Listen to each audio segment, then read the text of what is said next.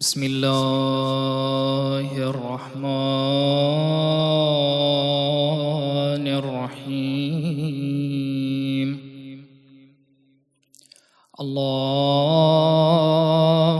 صل على محمد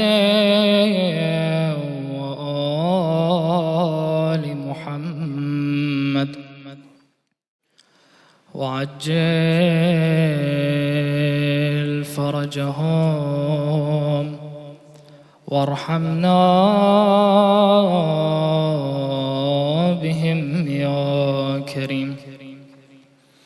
اللهم إني أسألك برحمتك التي وسعت كل شيء وبقوتك التي قهرت بها كل شيء وخضع لها كل شيء وذل لها كل شيء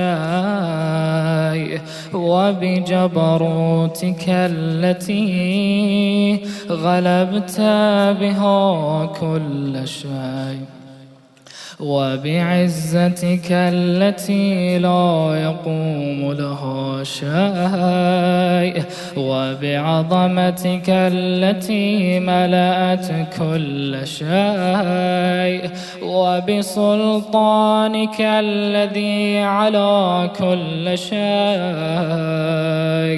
وبوجهك الباقي بعد فناء كل شيء وبنور وجهك الذي أضاء له كل شيء. يا نور يا قدوس يا أول الأولين ويا آخر الآخرين.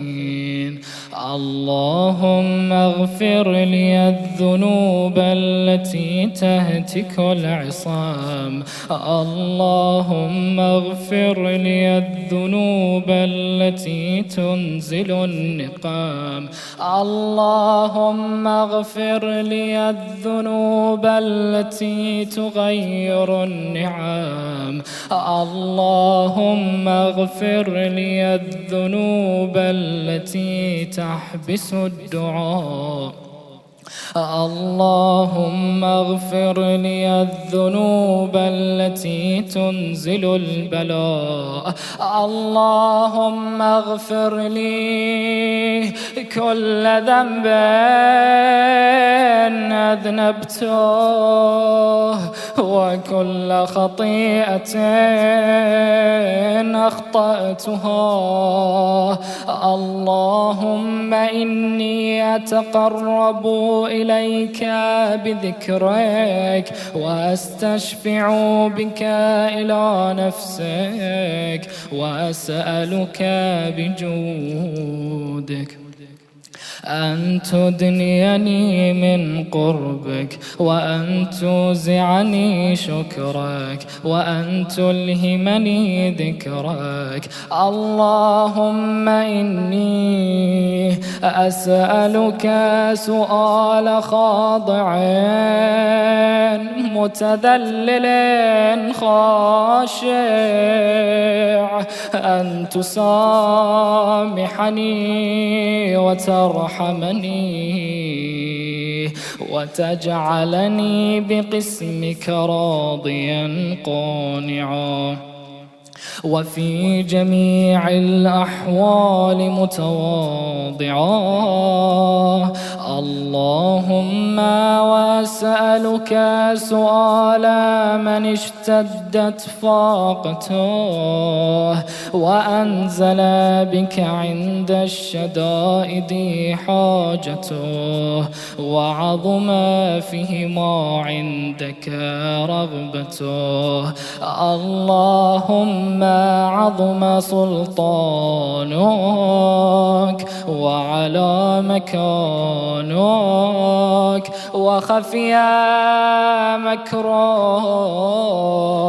وظهر أمرك وغلب قهرك وجرت قدرتك ولا يمكن الفرار من حكومتك.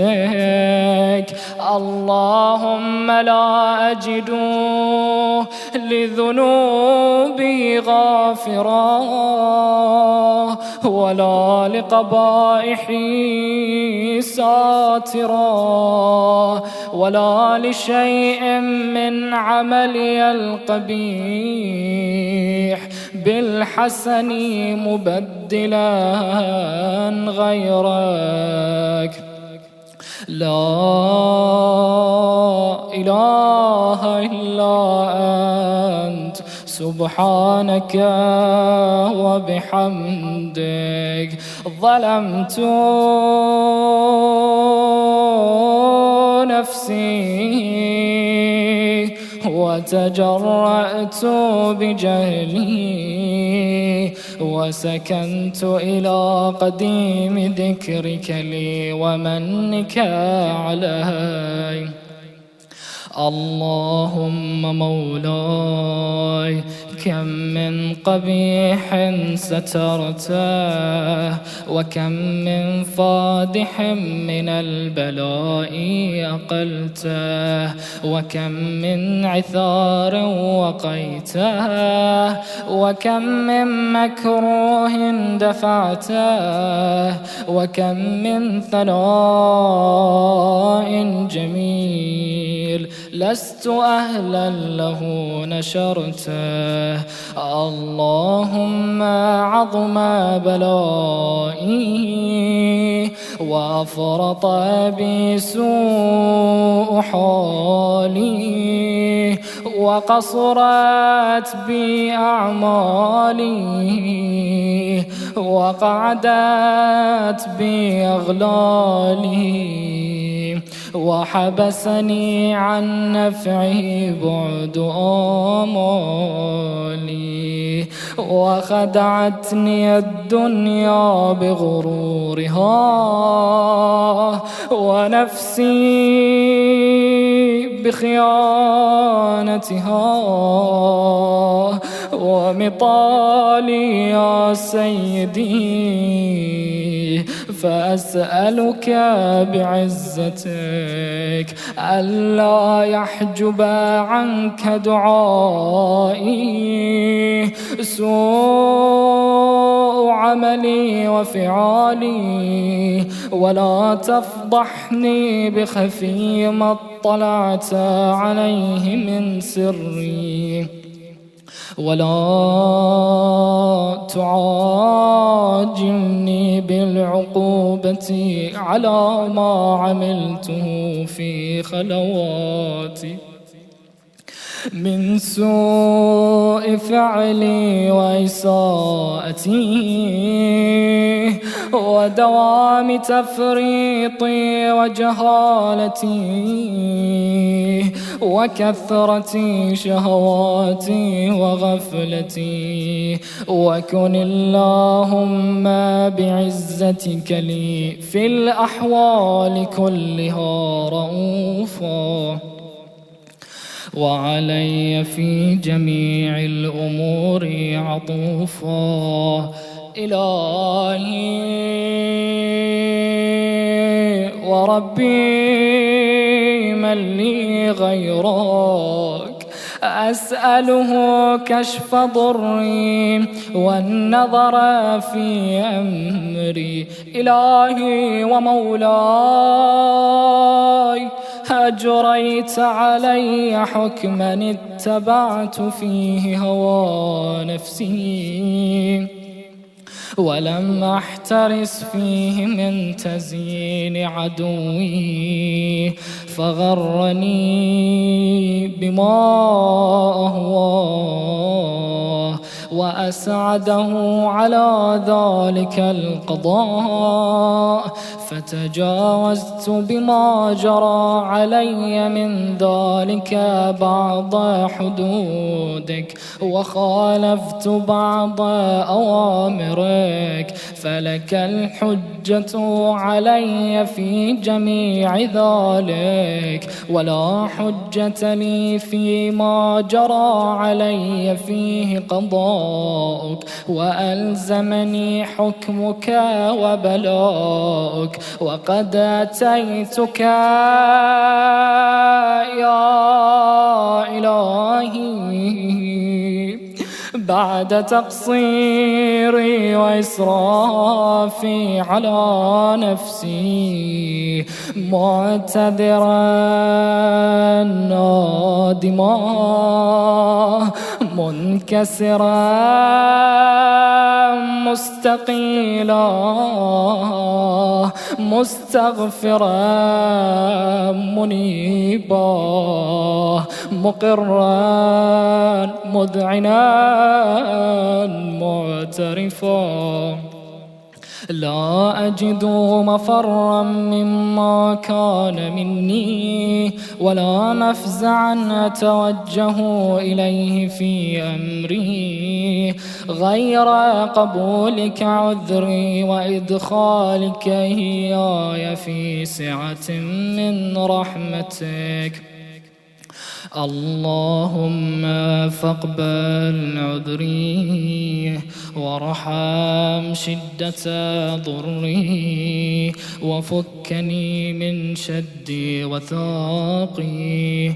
يا رب ارحم ضعف بدني ورقة جلدي ودقة عظمي، يا من بدأ خلقي وذكري وتربيتي وبري وتغذيتي. هبني لابتداء كرمك وسالف برك بي، يا إلهي وسيدي وربي. أتراك معذبي بنارك بعد توحيدك، وبعد من طوى عليه قلبي من معرفتك، ولهج به لساني من ذكرك، واعتقده ضميري من حبك، وبعد صدق اعترافي ودعائي خاضعا لربوبيتك. هيهات أنت أكرم من أن تضيع من ربيته، أو تبعد من أدنيته، أو تشرد من آويته، أو تسلم إلى البلاء من كفيته ورحمته. وليت شعري يا سيدي وإلهي ومولاي، أتسلط النار على وجوه خرت لعظمتك ساجدا، وعلى ألسن نطقت بتوحيدك صادقة وبشكرك مادحة، وعلى قلوب اعترفت بإلهيتك محققة، وعلى ضمائر حوت من العلم بك حتى صارت خاشعة، وعلى جوارح سعت إلى أوطان تعبدك طائعة، وأشارت باستغفارك مذعنة. ما هكذا الظن بك، ولا أخبرنا بفضلك عنك يا كريم يا رب، وأنت تعلم ضعفي عن قليل من بلاء الدنيا وعقوباتها، وما يجري فيها من المكاره على أهلها، على أن ذلك بلاء ومكروه، قليل مكثوه، يسير بقاؤه، قصير مدته. فكيف احتمالي لبلاء الآخرة وجليل وقوع المكاره فيها، وهو بلاء تطول مدته ويدوم مقامه ولا يخفف عن أهله، لأنه لا يكون إلا عن غضبك وانتقامك وسخطك، وهذا ما لا تقوم له السماوات والأرض يا سيدي. فكيف بي وأنا عبدك الضعيف الذليل الحقير المسكين المستكين، يا إلهي وربي وسيدي ومولاي، لأين الأمور إليك أشكو، ولما منها أضج وأبكي، لأليم العذاب وشدته أم لطول البلاء ومدته؟ فلئن صيرتني للعقوبات مع أعدائك وجمعت بيني وبين أهل بلائك وفرقت بيني وبين أحبائك وأوليائك، فهبني يا إلهي وسيدي ومولاي وربي. صبرت على عذابك فكيف أصبر على فراقك، وهبني صبرت على حر نارك فكيف أصبر عن النظر إلى كرامتك. أم كيف أسكن في النار ورجائي عفوك؟ فبعزتك يا سيدي ومولاي أقسم صادقا لئن تركتني ناطقا لأضجن إليك بين أهلها ضجيج الآمنين، ولأصرخن إليك صراخ المستصرخين، ولأبكين عليك بكاء الفاقدين، ولأنادينك أين كنت يا ولي المؤمنين، يا غاية آمال العارفين، يا غياث المستغيثين، يا حبيب قلوب الصادقين، ويا إله العالمين. أفتراك سبحانك يا إلهي وبحمدك تسمع فيها صوت عبد مسلم سجن فيها بمخالفته، وذاق طعم عذابها بمعصيته، وحبس بين أطباقها بجرمه وجريرته، وهو يضج إليك ضجيج مؤمل لرحمتك، ويناديك بلسان أهل توحيدك، ويتوسل إليك بربوبيتك يا مولاي. فكيف يبقى في العذاب وهو يرجو ما سلف من حلمك؟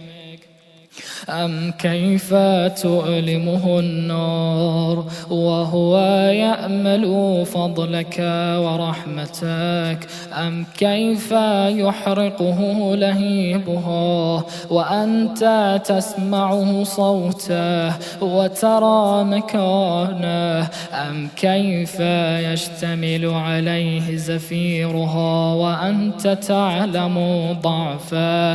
أم كيف يتقلقل بين أطباقها وأنت تعلم صدقه؟ أم كيف تزجره زبانيتها وهو يناديك يا ربه؟ أم كيف يرجو فضلك في عتقه منها فتتركه فيها؟ هيهات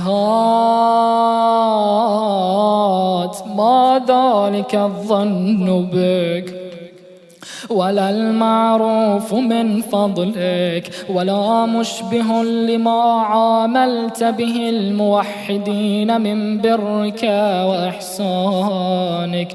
فباليقين يقطع لولا ما حكمت به من تعذيب جاحديك وقضيت به من إخلاد معانديك لجعلت النار كلها بردا وسلاما وما كانت لأحد فيها مقرا ولا مقاما، لكنك تقدست أسماؤك، أقسمت أن تملأها من الكافرين من الجنة والناس أجمعين، وأن تخلد فيها المعاندين، وأنت جل ثناؤك قلت مبتدئا وتطولت بالإنعام متكرما. أفمن كان مؤمنا كمن كان فاسقا لا يستوون. إلهي وسيدي فأسألك بالقدرة التي قدرتها وبالقضية التي حتمتها وحكمتها وغلبت من عليه أجريتها أن تهب لي في هذه الليلة وفي هذه الساعة كل جرم أجرمته وكل ذنب أذنبته وكل قبيح أسررته وكل جهل عملته كتمته أو أعلنته أخفيته أو أظهرته وكل سيئة أمرت بإثباتها الكرام الكاتبين الذين وكلتهم بحفظ ما يكون مني وجعلتهم شهودا علي مع جوارحي، وكنت أنت الرقيب علي من ورائهم والشاهد لما خفي عنهم، وبرحمتك أخفيته وبفضلك سترته، وأن توفر حظي من كل خير تنزله أو إحسان تفضله أو بر تنشره أو رزق تبسطه أو ذنب تغفره أو خطأ تستره يا ربي يا إلهي وسيدي ومولاي ومالك رقي، يا من بيده ناصيتي، يا عليما بضري ومسكنتي، يا خبيرا بفقري وفاقتي يا ربي. أسألك بحقك وقدسك وأعظم صفاتك وأسمائك أن تجعل أوقاتي في الليل والنهار بذكرك معمورة وبخدمتك موصولة وأعمالي عندك مقبولة، حتى تكون أعمالي وأورادي كلها وردا واحدا، وحالي في خدمتك سرمدا. يا سيدي يا من عليه معولي، يا من إليه شكوت أحوالي، يا ربي قو على خدمتك جوارحي واشدد على العزيمة جوانحي، وهب لي الجد في خشيتك والدوام في الاتصال بخدمتك، حتى أسرح إليك في ميادين السابقين وأسرع إليك في المبادرين، وأشتاق إلى قربك في المشتاقين، وأدنو منك دنو المخلصين، وأخافك مخافة الموقنين، وأجتمع في جوارك مع المؤمنين. اللهم ومن أرادني بسوء فأرد، ومن كادني فكد، واجعلني من أحسن عبيدك نصيبا عندك، وأقربهم منزلة منك، وأخصهم زلفة لديك، فإنه لا ينال ذلك إلا بفضلك، وجد لي بجودك، وأعطف علي بمجدك، واحفظني برحمتك، واجعل لساني بذكرك لهجا، وقلبي بحبك متيما، ومنا علي بحسن إجابتك، وأقلني عثرتي واغفر زلتي، فإنك قضيت على عبادك بعبادتك،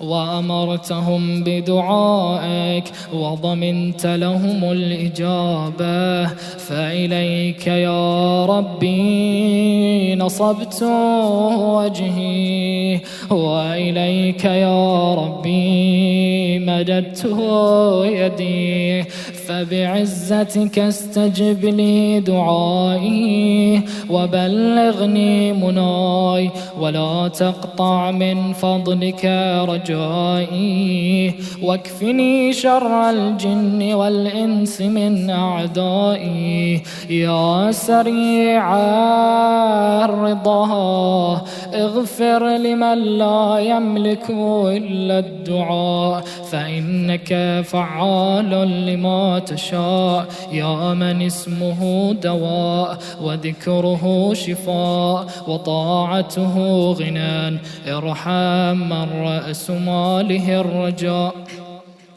وسلاحه البكاء، يا سابغ النعام، يا دافع النقام، يا نور المستوحشين في الظلام، يا عالما لا يعلم. صل على محمد وآل محمد، وافعل بما أنت أهله. وصلى الله على رسوله والأئمة الميامين من آله، وسلم تسليما كثيرا.